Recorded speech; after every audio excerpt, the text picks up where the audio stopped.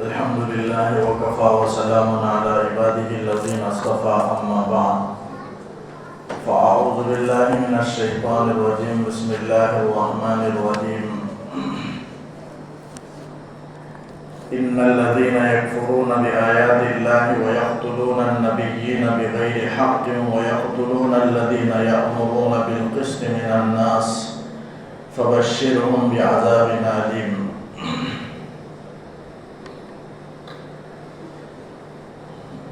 بزرگان محترم، پردہ نشین خواتین، سورہ آل عمران کی 21ویں آیت ہے.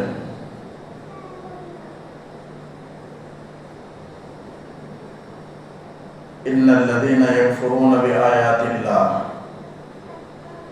بلا شبہ جو اللہ کی آیتوں کے ساتھ کفر کرتے ہیں، یعنی اللہ تعالیٰ کے کلام پاک کو، قرآن مجید کو اللہ تعالیٰ کا کلام نہیں سمجھتے، قرآن مجید کا انکار کرتے ہیں اور اللہ تعالیٰ کے دلائل کا، اس کے معجزات کا انکار کرتے ہیں.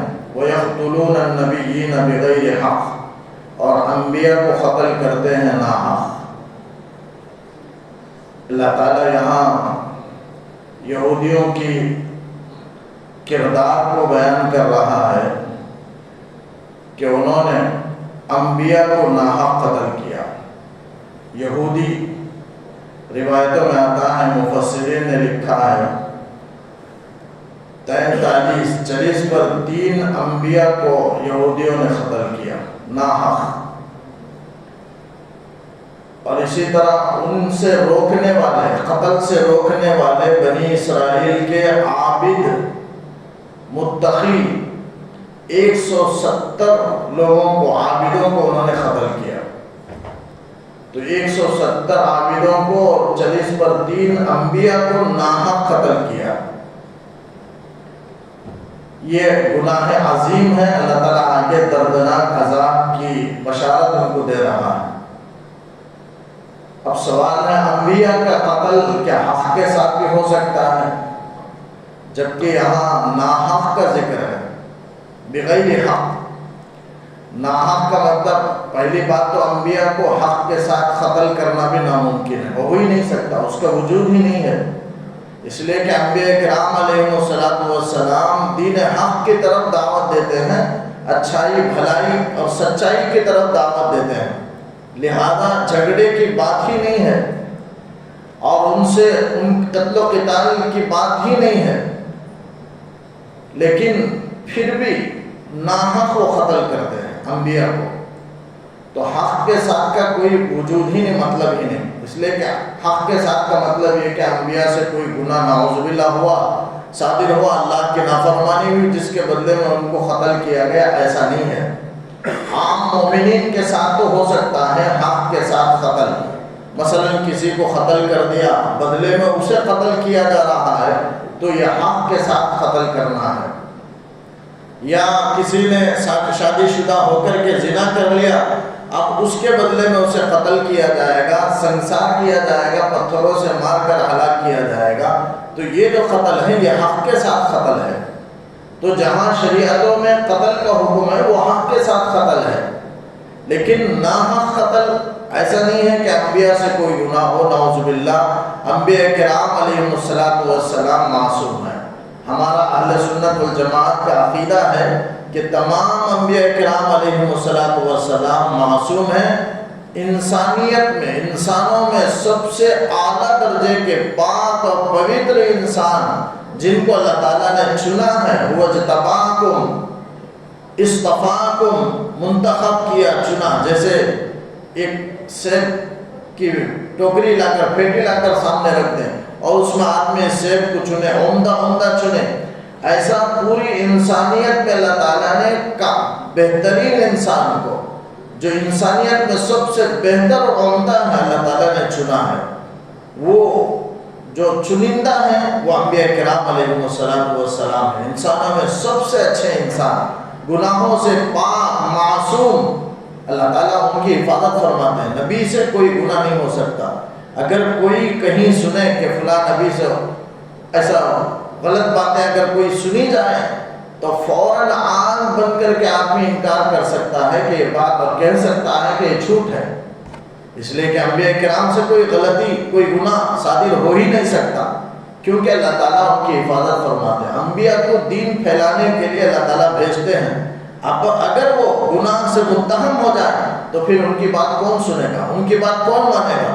اس لیے اللہ تعالیٰ جو فریضہ رسالت کو تبلیغ کا فریضہ دے کر کے انبیاء کرام علیہ السلام کو بھیجتے ہیں، تو انبیاء کرام وہ معصوم ہوں تبھی امت قوم ان کی بات مانے گی اور سنے گی، اس لیے اللہ تعالیٰ ان کی ذات کو پاک رکھتے ہیں، ان کی ذات کے اللہ تعالیٰ خود حفاظت فرماتے ہیں۔ تو انبیاء کرام اگر بعض انبیاء کے سلسلے میں داؤد علیہ السلام کے سلسلے میں غلط باتیں لوگ منسوخ کرتے ہیں، گناہ کی طرف ان کی نسبت کرتے ہیں، گناہ کی نسبت ان کی طرف کرتے ہیں، بالکل غلط ہے۔ اگر یہ اسرائیلی روایت ہے، اگر کہیں سنی جائے ایسا تو وہ اسرائیلی روایت ہے جو غلط ہے، قرآن حدیث کے خلاف ہے۔ تو انبیاء کرام دن میں ذہن میں دل میں بات بٹھا لیں کہ انبیاء کی ذات مقدس ذات ہے اور معصوم ہے، گناہوں سے پاک ہے، یہ ہمارا عقیدہ ہے، ایک ہے۔ اور دوسری جو جماعت ہے جو گناہوں سے محفوظ ہے وہ صحابہ کی جماعت ہے۔ صحابہ کرام کی جماعت بھی معصوم تو نہیں لیکن محفوظ ہے، انبیاء معصوم ہیں، صحابہ محفوظ ہیں۔ محفوظ کے معنی ہے اللہ نے ان کی حفاظت فرمائی گناہوں سے، وہ بھی جماعت ایسی ہے آپ صلی اللہ علیہ وسلم کے صحبت یافتہ تربیت یافتہ صحابہ کرام جن کو ہم صحابی کہتے ہیں، صحابہ کہتے ہیں، وہ بھی مقدس جماعت ہے، اللہ نے ان کی بھی حفاظت فرمائی، وہ محفوظ ہیں گناہوں سے۔ انسان میں گناہ ہو سکتا ہے لیکن اللہ ان کی حفاظت کرے گا۔ یہی وجہ ہے کہ آپ صلی اللہ علیہ وسلم جب مکے میں آئے، جب نبوت کا آپ نے اعلان فرمایا، اس کے بعد جو مکے میں ایمان لائے تمام صحابہ محفوظ تھے۔ مکے دور میں کوئی گناہ نہیں ہوا صحابہ سے، آپ صلی اللہ علیہ وسلم کی تربیت میں تھے اس لیے، اور وہی گناہ نہیں ہوتا وہ دیکھ رہے تھے آنکھوں سے۔ اب مدینہ گئے تو مدینے میں ایک دو واقعہ پیش آیا، زنا کا وغیرہ کچھ ایک دو واقعات صحابہ کرام سے، وہ بھی اس لیے وہ اللہ کی طرف سے کرایا گیا وہ صحابی کو، کیونکہ حکم نازل ہو رہا ہے مدینے میں، اور نازل ہونے کے بعد پریکٹیکلی حکم بتانا ہے امت کے سامنے کہ یہ حکم صرف قول تک حروف تک نہیں ہے بلکہ اسے عمل میں بھی لانا ہے۔ تو عمل میں لانے کے لیے آپ صلی اللہ علیہ وسلم کے زمانے میں صحابہ سے وہ کرایا گیا، پھر اس کے بعد وہ حکم جاری کیا گیا تاکہ معلوم ہو کہ یہ حکم عملی طور پر ہے اور قیامت تک کے لیے ہے۔ تو عملی یہ بتانے کے لیے عملی مشق کرانے کے لیے صحابہ کرام کو مدنی دور میں مدینے میں جانے کے بعد صحابہ کرام سے کچھ کوتاہیاں ہوئی، لیکن اللہ نے اس کی بھی معافی کا اعلان قرآن مجید میں کر دیا اور فرمایا کہ ہر صحابی سے اللہ نے جنت کا وعدہ فرمایا۔ وعد اللہ الحسنہ، حسنہ کی تفسیر جنت سے کرتے ہیں، ہر صحابی سے اللہ نے جنت کا وعدہ فرمایا۔ تو مدنی دور میں ہوا، آپ کے انتقال سے پہلے مکی دور میں بھی کوئی گناہ نہیں ہوا صحابہ سے، اور آپ کے انتقال کے بعد بھی کوئی گناہ صحابہ سے نہیں ہوا، گناہ کبیرہ ہرگز نہیں ہوا۔ صحابہ کرام محفوظ ہیں، یعنی وہ محفوظ، اسی لیے حدیث میں خود محفوظ کا لفظ ہے، انبیاء معصوم ہیں تو صحابہ محفوظ ہیں۔ یہ دو جماعت مقدس جماعت ہے جو اللہ تعالیٰ نے چنا ہے۔ تو فرمایا وَيَقْتُلُونَ النَّبِيِّينَ، نبیوں کو قتل کرتے ناحق، تو 43 نبی کو، اس میں حضرت زکریا علیہ السلام بھی ہیں، کیوں قتل کیے؟ یہی دین کی دعوت دی ہے، یہ خدا کی دعوت دی ہے، بھلائی کی طرف دعوت دی، اچھائی کی طرف، نیک راہ کی طرف حضرت زکریا علیہ السلام بلائے، دعوت دی، لیکن قوم دشمن بن گئی، اور قوم طے کر لی کہ حضرت زکریا کو قتل کرنا ہے، مارنے کے لیے دوڑا ہے۔ تو حضرت زکریا علیہ السلام آئے، ایک درخت کے پاس پہنچے، تو حضرت زکریا علیہ السلام ادھر ادھر کوئی راستہ اب بچنے کا چھپنے کا نہیں رہا، تو پیڑ خود کھل گیا وہ درخت، اور حضرت زکریا سے کہنے لگا کہ میرا اندر داخل ہو جاؤ، چھپ جاؤ۔ تو حضرت زکریا علیہ السلام اندر چھپ گئے، پھر بند ہو گیا، لیکن شگاف باقی تھا، جو پھٹنے کا کھلنے کا جو شگاف ہے نشان وہ باقی رہا۔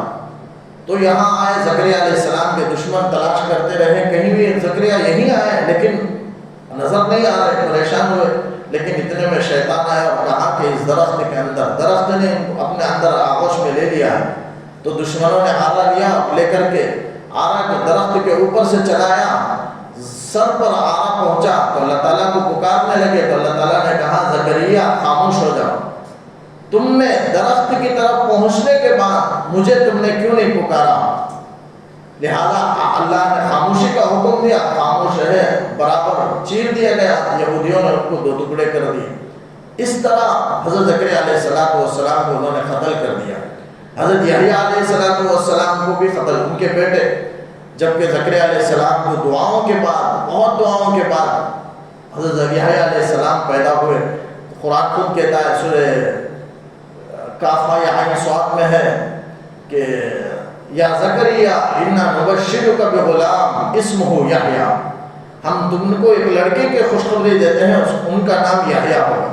تو یحییٰ علیہ السلام پیدا ہوئے، 7 سال کی عمر میں مسجد میں جا کر خوب عبادت کرتے تھے حضرت یحییٰ علیہ السلام 7 سال کی عمر میں، لیکن ان کی غلطی، ان کو کس جرم میں ان کو بھی قتل کر دیا گیا۔ بنی اسرائیل کا ایک بادشاہ تھا، حضرت یحییٰ علیہ السلام کو اس نے قتل کر دیا، اپنے وزیروں کو حکم دیا کہ یحییٰ کو پکڑ کر کے لاؤ۔ یحییٰ علیہ السلام پیغمبر کو پکڑ کر لائے گئے تو بادشاہ نے ان کو قتل کر دیا، ان کے سامنے، بادشاہ کے سامنے یحییٰ علیہ السلام کو قتل کر دیا گیا، سر کو بدن سے جدا کر دیا گیا۔ کیوں؟ یہی تھا کہ بادشاہ ایک لڑکی سے نکاح کرنا چاہتا تھا۔ بادشاہ کی ایک بیوی تھی، اس کی پہلے شوہر کی ایک بیٹی تھی، ایک عورت جس کا نکاح بادشاہ سے ہوا، اور اس عورت کا نکاح پہلے شوہر سے بھی ہوا تھا، پہلے شوہر کا انتقال ہوا یا بہرحال دوسرے شوہر بادشاہ کے پاس پہنچی ہو، اور پہلے شوہر سے ایک بیٹی تھی، وہ دوسرے شوہر کے لیے وہ ربیبہ کہلاتی ہے، یعنی اپنی گود لی ہوئی بیٹی، پہلے شوہر کی، اس اپنی بیوی کی پہلے شوہر کی بیٹی جو ربیبہ کہلاتی ہے، اس سے نکاح حرام ہے شریعت میں۔ قرآن نے کہا وَرَبَائِبُكُمُ اللَّاتِي فِي حُجُورِكُم مِّن نِّسَائِكُمُ اللَّاتِي، لیکن چونکہ وہ عورت خوبصورت تھی، اس کی بیٹی خوبصورت تھی، تو وہ عورت اپنی بیٹی کا نکاح اپنے شوہر سے یعنی بادشاہ سے کرانا چاہتی تھی، لیکن بادشاہ بھی تیار تھا۔ حضرت یحییٰ علیہ السلام کو بلایا گیا کہ آپ نکاح پڑھا دیں۔ حضرت یحییٰ علیہ السلام نے کہا کہ یہ ناجائز، شریعت میں درست نہیں، جائز نہیں، ربیبہ سے نکاح کرنا اللہ نے حرام قرار دیا ہے، لہذا انہوں نے دین کی دعوت دی، اسلام کی دعوت دی۔ تو بادشاہ کو غصہ آیا، فوراً وہ عورت گئی بادشاہ کے پاس، جا کر کہنے لگی کہ یحییٰ روک رہے ہیں نکاح سے۔ تو بادشاہ نے طلب کیا اور ان کے سر کو بدن سے جدا کر دیا۔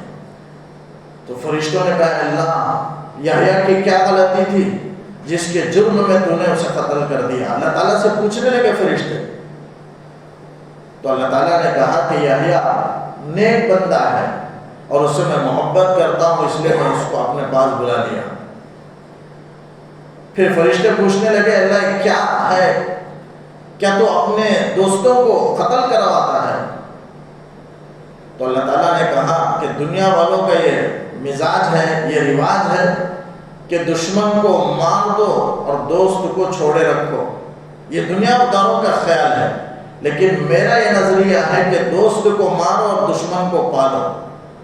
میرا نزدیک یہ ہے، اس لیے کہ دوست سے بھلائی کی امید کی جاتی ہے، لیکن مجھے کسی بھلائی کی ضرورت نہیں ہے، اس لیے میں دوست کو مار دیتا ہوں، اور دشمن سے خوف ہوتا ہے نقصان کا، لیکن میں تو غالب ہوں، بادشاہ ہوں، مجھے کسی کے ضرر کا کوئی خوف نہیں، اس لیے میں اسے پالتا ہوں۔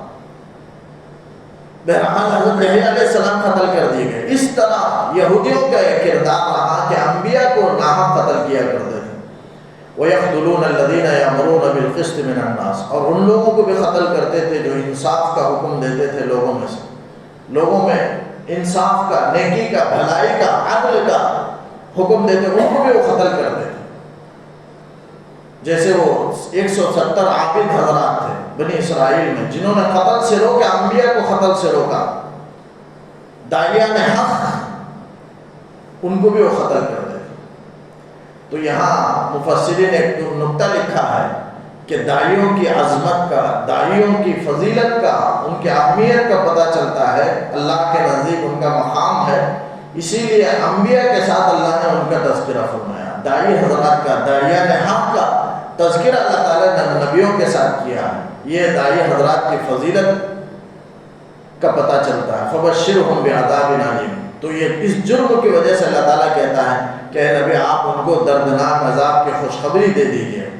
عذاب علیم دردناک عذاب کو، یعنی ایسا عذاب جو جسم میں لگے تو صرف جسم کے ظاہری حصے تک نہیں رہے گا بلکہ دلوں تک پہنچ جائے گا. وہ عذاب، وہ سزا، وہ خطرناک تکلیف دل تک پہنچ جائے گی، اس کو دردناک عذاب کہتے ہیں. فبشرہم بعذاب علیم. اب خوشخبری کیا ہے؟ خوشخبری تو اچھی چیز کی دی جاتی ہے، یہ بری چیز ہے تو اللہ تعالیٰ کہتا ہے ان کو خوشخبری سنا دیں. فبشرہم، تبشیر خوشخبری کو کہتے ہیں. مذاق کے طور پر ایسا کہا گیا. کسی کو حقیر سمجھتے ہیں تو اس کا مذاق اڑایا جاتا ہے. اللہ تعالیٰ ان کافرین کو بھی اللہ کے نظر میں حقیر ہے، اس لیے اللہ تعالیٰ بطور مذاق کے تنزیہ کے یہ جملہ ارشاد فرما رہا ہے کہ ان کو خوشخبری سنا دے دردناک عذاب کی. اولئک الذین حبطت اعمالهم فی الدنیا والآخرہ وما لهم من ناصرین. یہی وہ لوگ ہیں کہ جن کے اعمال ضائع ہو گئے، بیکار ہو گئے دنیا اور آخرت میں. یعنی یہ کافر حضرات ان کے اعمال دنیا میں کتنا بھی خیر بھلائی نیک عمل کر لیں اللہ تعالیٰ قبول نہیں فرمائیں گے. ان کا عمل ضائع ہے، بیکار ہے. کیوں بیکار ہے؟ شرط نہ ہونے کی وجہ سے. شرط ہے تمام اعمال کی قبولیت کے لیے ایمان شرط ہے، شرط اول ہے. اگر ایمان ہے تو پھر سارے اعمال، صدقہ بھی قبول، صلہ رحمی بھی قبول، نیکی بھی قبول، حسن سلوک قبول، دوسروں کے ساتھ بھلائی ہمدردی قبول. لیکن اگر ایمان نہیں ہے تو ساری چیزیں مقبول نہیں، ساری چیزیں مردود ہیں. تو شرط نہ ہونے کی وجہ سے ان کے سارے اعمال بیکار. بعض عبادتیں، تمام اعمال کے لیے ایمان شرط اول ہے، اس کے علاوہ بھی بعض عبادتوں کے لیے خاص خاص شرطیں ہیں. جیسے مثال کے طور پر دعا ہے، دعا کے قبول ہونے کے لیے کیا شرطیں ہیں؟ آدمی حلال مال کھائے، حرام مال اگر کھائے تو دعا قبول نہیں ہوگی. اگر دعا قبول نہیں ہوتی ہے تو گویا شرط نہیں پائی گئی وہ حرام کھا رہا. اور دعا قبول ہونے کے لیے شرط ہے کہ دعوت، داعی اللہ تعالیٰ کے دین کی طرف دعوت دے، امر بالمعروف نہی عن المنکر کرے. اگر نہیں کرتا ہے تو پھر اس کی دعا بھی قبول نہیں ہوگی. دوسری شرط ہے. اور تیسری شرط توجہ کے ساتھ دعا کرے، بے توجہی سے، لاپرواہی سے، غفلت سے دعا مانگ رہا ہے اللہ سے. کیا زبان سے پڑھ رہا ہے کلمات لیکن اس کے کیا معنی ہیں، کیا مانگ رہا ہے اسے خود معلوم نہیں. ایسی دعاؤں کو بھی اللہ تعالیٰ قبول نہیں فرماتے. ان اللہ لا يقبل الدعاء عن قلب لاہ. قلب لاہ کہتے ہیں غفلت، بے توجہی کے ساتھ مانگی ہوئی دعا، اسے اللہ تعالیٰ قبول نہیں فرماتے. پورے توجہ کے ساتھ، درد دل کے ساتھ اللہ تعالیٰ سے دعا مانگے، اللہ تعالیٰ اس دعا کو قبول فرماتے. یہ سب دعا کی قبولیت کے شرائط ہیں. تو بعض تمام اعمال کے قبول کے لیے ایک شرط ہے ایمان، اور بعض اعمال کے قبول ہونے کے لیے بعض کے لیے کچھ شرائط ہیں. جیسے صدقہ ہے، آدمی صدقہ کر رہا ہے تو اس کے قبول ہونے کے لیے حلال مال کا ہونا ضروری ہے. حرام مال سے صدقہ کرتا ہے تو وہ صدقہ قبول نہیں ہے، مردود ہے. اللہ تعالیٰ رد کر دیں گے اس صدقے کہ اللہ کے نزدیک کوئی قبولیت نہیں ہے. قبول صدقہ کا حکم وہ حلال مال میں ہے، حرام مال میں کوئی صدقہ نہیں ہے. پہلے سے وہ مال حرام ہے اور وہ دوسروں تک پہنچا ہے، اس کی اجازت نہیں. تو حلال مال میں صدقہ ہے، حرام مال میں صدقہ نہیں ہے. تو اعمال کی جو شرط ہے وہ شرط اگر پائی جائے تو پھر اعمال قبول ہے، ورنہ عمل قبول نہیں ہے. تو ان کے پاس ایمان نہیں ہے، اس کی وجہ سے سارے اعمال ان کے بیکار ہو گئے. اگر کتنے بھی اچھائیاں بھلائیاں کریں، ایمان نہ ہونے کی وجہ سے باطل ہیں.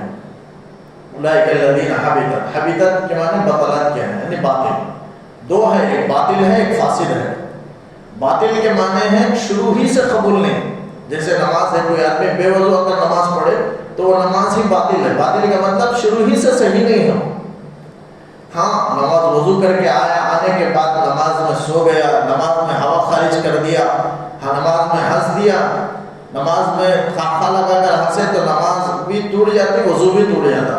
جا کر وضو کر کے آ کر نماز پڑھے، یہ فاسد ہے. نماز تو شروع ہوئی تھی، وضو کر کے شروع کیا، نماز صحیح ہے، لیکن درمیان میں کسی عمل کی وجہ سے ٹوٹ جائے تو اسے فاسد کہتے ہیں. تو یہ تو باطل ہے، شروع ہی سے باطل ہے، لیکن بعض اعمال فاسد ہو جاتے ہیں. جیسے آدمی عبادت کرے اور درمیان میں کوئی چیز ہوا خارج کر دے تو اب اس کی نماز فاسد ہو جائے گی، جا کر وضو کر کے آ کر دوبارہ نماز پڑھے، یہ فاسد ہے۔ باطل شروع ہی سے شرط نہ ہونے کی وجہ سے قبول نہیں۔ نماز کے لیے وضو شرط ہے، اگر وضو ہی نہیں کیا تو شروع ہی سے وہ نماز کا اس کا شروع کرنا ہی صحیح نہیں، اس کا قبول ہی نہیں گویا، وہ نماز ہی شروع نہیں کیا۔ اولئک الذین حبطت اعمالهم، یہی وہ لوگ ہیں کہ جن کے اعمال بیکار ہو گئے، ضائع ہو گئے دنیا اور آخرت میں، وما لهم من ناصرین، ان کا کوئی مددگار بھی نہیں ہے۔ یعنی کہ قیامت کے دن اللہ تعالیٰ ان کو سزا دے تو اللہ کے عذاب سے کوئی روکنے والا، ان کو کوئی بچانے والا، ان کی حفاظت کرنے والا، مدد کرنے والا مددگار کوئی قیامت میں نہیں ہوگا۔ الم تر الی الذین اوتوا نصیبا من الکتاب یدعون الی کتاب اللہ لیحکم بینہم ثم یتولی فریق منہم وهم معرضون، کہ آپ نے ان لوگوں کی طرف نہیں دیکھا جن کو کتاب کا ایک حصہ دیا گیا۔ یہاں کتاب سے مراد توریت ہے، یہودیوں کو کہا جا رہا ہے۔ یہودیوں پر حضرت موسیٰ علیہ السلام کے ماننے والے جو ہیں وہی یہودی کہلاتے ہیں، اور ان پر توریت نازل کی گئی تھی، تو یہاں توریت مراد ہے کتاب سے۔ یدعون الی کتاب اللہ، وہ بلائے جاتے ہیں اللہ کی کتاب کی طرف، یعنی اس کے فیصلے کے مطابق عمل کرنے کے لیے جب بلائے جاتے ہیں، لیحکم بینہم، تاکہ ان کے درمیان فیصلہ کیا جائے، تو ثم یتولی فریق منہم وهم معرضون۔ اصل پس منظر کیا ہے؟ اس کا شان نزول اگر سمجھ جائیں تو پھر آیت کا معنی مفہوم سمجھنا آسان ہے۔ شان نزول یہ ہے کہ ایک مرتبہ یہودیوں کی ایک جماعت حضور صلی اللہ علیہ وسلم کے پاس آئی، آ کر کہنے لگے اے اللہ کے رسول صلی اللہ علیہ وسلم آپ کس چیز کا دعوت دیتے ہیں؟ تو حضور نے فرمایا میں دین اسلام کی طرف دعوت دیتا ہوں۔ تو انہوں نے فرمایا یہ دین پرانا ہے یا نیا ہے؟ تو حضرت آپ صلی اللہ علیہ وسلم نے فرمایا حضرت ابراہیم علیہ السلام کا بھی یہی دین رہا، دین اسلام۔ تو یہودیوں نے کہا نہیں، غلط ہے، حضرت ابراہیم تو یہودی تھے۔ تو حضور صلی اللہ علیہ وسلم نے فرمایا لاؤ توریت دیکھ لیں کہ حضرت ابراہیم علیہ السلام یہودی تھے یا مسلمان تھے۔ توریت کو آپ نے منگایا تو دیکھا اس میں حضرت ابراہیم علیہ السلام مسلمان ہونے کا تذکرہ تھا، لیکن یہودیوں نے اعراض کر لیا اور کہا کتاب لانے سے اعراض کر لیا، یا حضرت اس کتاب کے اس حصے کی طرف دیکھنے سے منع کر دیا، کیونکہ بات واضح ہو جائے گی کہ حضرت ابراہیم یہودی نہیں تھے، اس لیے انہوں نے تورات لانے سے ہی انکار کر دیا اور پیٹ پھیر کر چلے گئے۔ اسی کا قرآن ذکر کرتا ہے۔ ایک شان نزول یہ ہے۔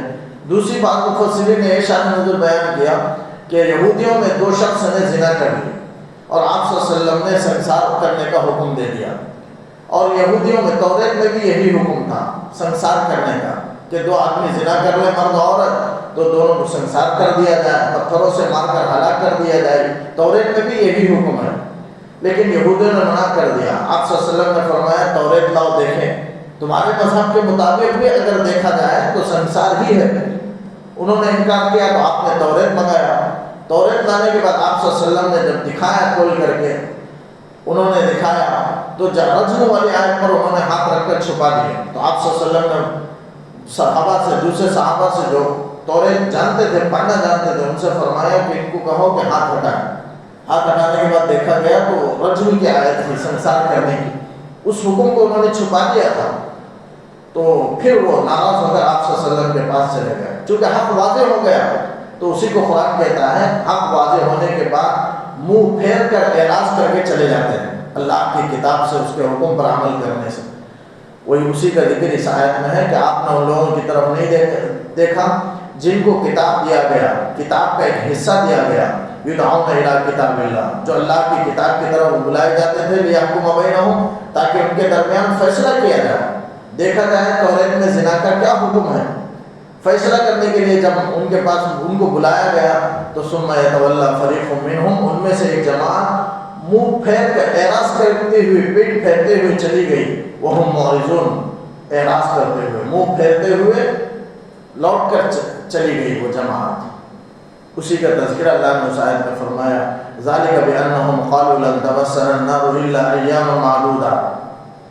ذالک اللہ تعالیٰ کہتا ہے ان کا اللہ کے حکم سے اس طرح اعراض کرنا یہ اس وجہ سے ہے کہ انہوں نے کہا کہ وہ کہتے تھے، یہودی کہتے تھے کہ لن تمسنا النار الا ایاما معدودہ، آگ ہم کو ہرگز نہیں چھوئے گی مگر چند دن. یعنی یہودیوں کا آج بھی یہ خیال ہے. بنی اسرائیل جو فلسطین والوں کے ساتھ لڑ رہے ہیں، اسرائیل جو بھی شہید ہو رہے ہیں، جو بھی مر رہے ہیں، ان کا یہ گمان ہے کہ وہ شہید ہو رہے ہیں اور جنت کو جا رہے ہیں. ان کا یہ آج بھی گمان ہے، اور وہ ان کا یہ دعویٰ ہے یہودیوں کا کہ ہم اللہ کے بیٹے ہیں، ہم اللہ کے چہیتے ہیں. نحن ابناء اللہ و احباؤہ، ہم اللہ کے منتخب بندے ہیں، پسندیدہ بندے ہیں، چہیتے ہیں. یہ ان کا غلط خیال ہے. ان کا خام خیالی میں، وہ غلط تصور میں، خوش فہمی میں مبتلا ہے کہ وہ اللہ کے چہیتے ہیں. یہ گمان سے وہ خوش ہیں، ہمیشہ خوش فہمی میں ہی ہیں. جہنم میں پہنچنے تک وہ خوش فہمی ہی میں رہیں گے. تو یہ ان کی خوش فہمی یہ ہے، اچھا اپنے آپ کو اچھا سمجھنا. ان میں سے ایک یہ ہے کہ وہ اپنا اللہ کے چہیتے سمجھتے ہیں، اور دوسرا یہ سمجھتے ہیں کہ یہودیوں کی جو جماعت ہے وہ انبیاء کے خاندان سے ان کے تعلق ہے، بنی اسرائیل سے. بنی اسرائیل میں 70,000 انبیاء کرام تقریباً تشریف لائے.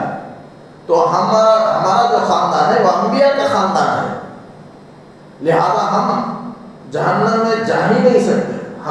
ہم جنت کے وارث ہیں، ہم سیدھا جنت میں جائیں گے. جنت صرف ہمارے لیے ہے. یہودیوں کو یہ سمجھنا ہے کہ جنت صرف ہمارے لیے ہے. اللہ تعالیٰ کسی کو جنت میں کسی کا داخلہ نہیں کرے گا یہودیوں کے علاوہ. ان کا یہ گمان ہے، اور وہ یہ تصور کرتے ہیں اگر یہودی جہنم میں گئے بھی تو صرف 40 دن کے لیے جائیں گے، کیونکہ ان کے آبا و اجداد نے جو گوسا اللہ پرستی کی تھی، گائے کو جو پوجی تھی، وہ 40 دن تھا. حضرت موسیٰ علیہ السلام کوہ طور پر اللہ سے ہم کلام ہونے کے لیے، توریت لینے کے لیے گئے تھے. اپنے بھائی ہارون کو چھوڑ کر 40 دن کے لیے گئے تھے. وَوَعَدْنَا مُوسَىٰ 40 لَيْلَةً، 40 دن کا اللہ نے وعدہ کیا تھا کہ کوہ طور پر آؤ اور 40 دن روزہ رکھو. حضرت موسیٰ علیہ السلام نے روزہ بھی رکھا. وہاں توریت لینے کے لیے وہاں گئے ہوئے تھے، اور پیچھے قوم کو حضرت ہارون علیہ السلام کو چھوڑ کر گئے اپنے بھائی کو. لیکن قوم ایک گائے کی شکل بنا کر، اس میں ایک آواز آئی، شیطان نے اس میں روح پھونکی جس میں آواز آئی، اور وہ ایک بولنے لگا، جس کی وجہ سے لوگوں نے اس گائے کو، آج بھی وہ گوسالہ پرستی کا جو عقیدہ ہے، گائے کو خدا ماننے کا، پوجنے کا، وہ وہی ہے. بولنے لگا گائے کی شکل، بچڑے کی شکل، گائے کے بچے کی شکل میں. وہ جب وہ بنایا گیا اور وہ بولنے لگا تو اسے خدا سمجھ لی. وہاں سے گوسالہ پرستی کی عبادت شروع ہوئی. بعد موسیٰ علیہ السلام واپس آئے، ہارون علیہ السلام کو تنبیہ کی، اور ہارون علیہ السلام پر غصہ ہوئے. کیا کر رہے تھے؟ قوم پوری تباہ و برباد ہو گئی، کفر و شرک میں مبتلا ہو گئی. یا ابن امہ، حضرت ہارون علیہ السلام کی داڑھی پکڑ لی موسیٰ علیہ السلام. کیا قوم کا کیا حال ہو گیا. تو اس موقع پر حضرت ہارون نے فرمایا، لا تاخذ بلیہیتی ولا براسی، میری داڑھی مت پکڑو، میرے سر کو مت پکڑو. تو بہرحال وہ خود قرآن نقل کر رہا ہے. تو وہ 40 دن انہوں نے گائے کی پرستش کی تھی.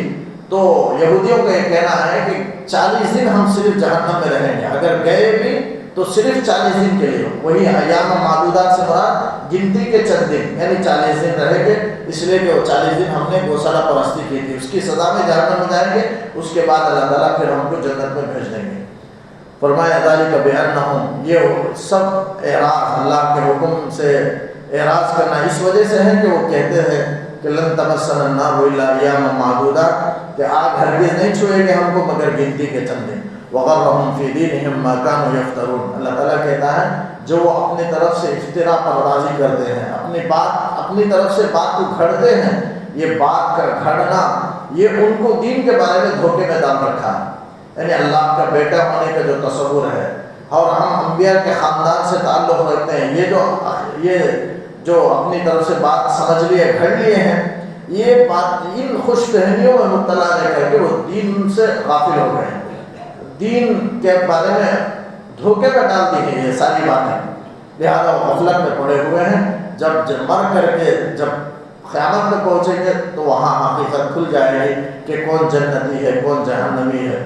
عیسائی بھی کہتے ہیں کہ ہم جنتی ہیں، یہودی بھی کہتے ہیں کہ ہم جنتی ہیں، مسلمان بھی کہتے ہیں کہ ہم جنتی ہیں. کون جنت میں جائے گا؟ قرآن نے فیصلہ کیا، والذین آمنوا وعملوا الصالحات، جو ایمان لائے نبی کریم صلی اللہ علیہ وسلم پر، آپ کو آخری نبی مانے اور عالمی نبی مانے، اور قرآن کو اللہ کا آخری کتاب، اللہ کا کلام سمجھا، آخری کتاب سمجھی. وعملوا الصالحات، نیک عمل کیے، اللہ کو ایک جانے، کفر و شرک سے بچے رہے، اولئک اصحاب الجنہ، قرآن نے فرمایا یہی جنتی ہے۔ فیصلہ کر دیا قرآن نے، کوئی جنتی نہیں، کوئی جہنمی نہیں۔ اگر کوئی جنتی ہے تو وہ جو ایمان لائے، عمل صالح کے، وہ جنتی ہے، اور جس کے اندر ایمان نہیں ہے، عمل صالح نہیں، وہ دوزخی ہے۔ اللہ تعالیٰ نے فیصلہ کر دیا۔